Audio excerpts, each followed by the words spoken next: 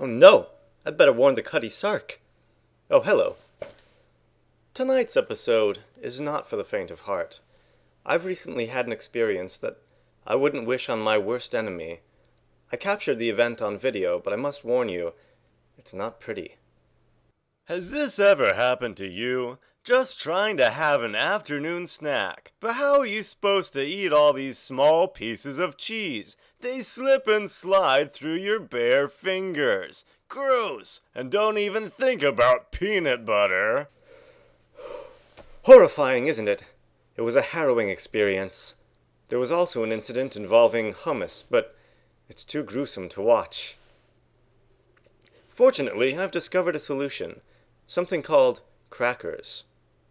Crackers are a small flat bread, the perfect size to hold in your hand as an edible plate for miniature foods you wish to eat, or as a tool for the consumption of dips and spreads. Crackers were invented eons ago by a man who was imprisoned for stealing hummus to feed his starving family. As punishment, he was locked in a small stone cell with a single window in the ceiling directly above. Each day they would bring him a single grain of wheat, a single drop of water, and place a dish of hummus just out of reach. Rather than give in to his urges and consume the wheat and water right away, he hoarded them in a corner of his cell for weeks, until finally he had enough wheat to grind into flour on the stone floor. He mixed the flour with the water that he'd saved cupped in the palm of his hand for all those weeks, and he baked it in the noonday sun, until it was hard and brittle, and he broke it apart. He named it crackers after the sound it made, and he was able to use it to reach the hummus, regain his strength, and escape his captors with the help of a dancing robot from the future and a genetically engineered dinosaur. I couldn't tell you whether you can find crackers on the shelves of a grocery store, but I can tell you that they're extremely easy to make in your own home. I'll show you how.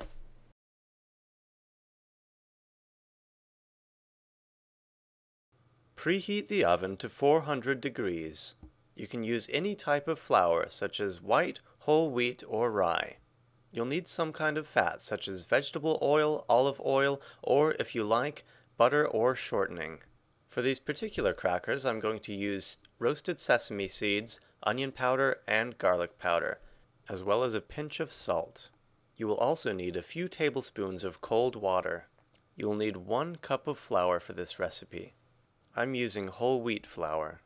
I'm adding a teaspoon of onion powder, half a teaspoon of garlic powder, and a half a teaspoon or so of salt.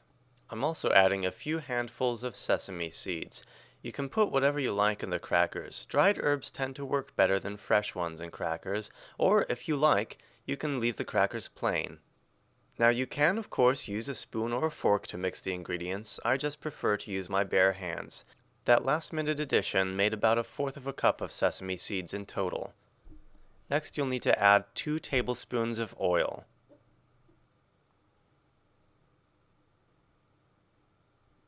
Mix the oil in well. If you were making a pie crust, you would want the mixture to resemble coarse crumbs. When making crackers, you want it to be mixed a bit better than that.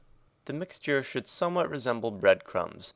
Once this happens, add the water a tablespoon or 2 at a time and mix until you have a firm dough.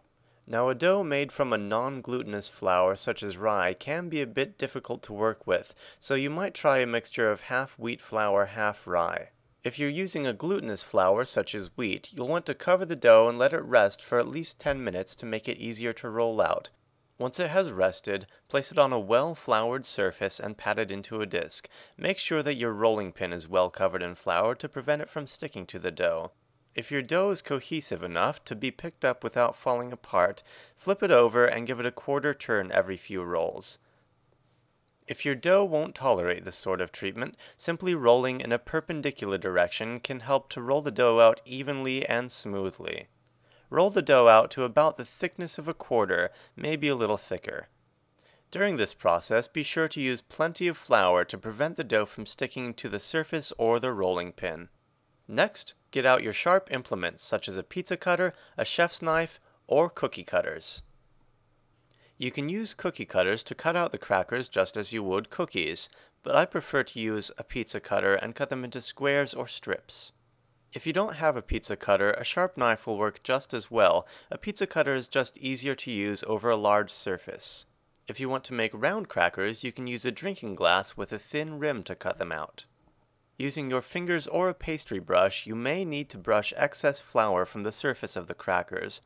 Flour tends to scorch in the oven, and it's also not entirely pleasant on the finished crackers themselves. Arrange the crackers in a single layer on an ungreased baking sheet. Parchment paper makes this step a bit easier, but it's not necessary. Place the crackers in the oven and check them after about 10 minutes.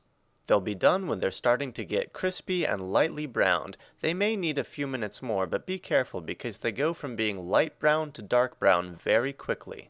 You can use a cooling rack, but I usually just throw mine onto a plate to cool. They should keep very well in a sealed container for at least a few weeks. It's like I've never truly lived until this moment. Tune in next time for information on something else.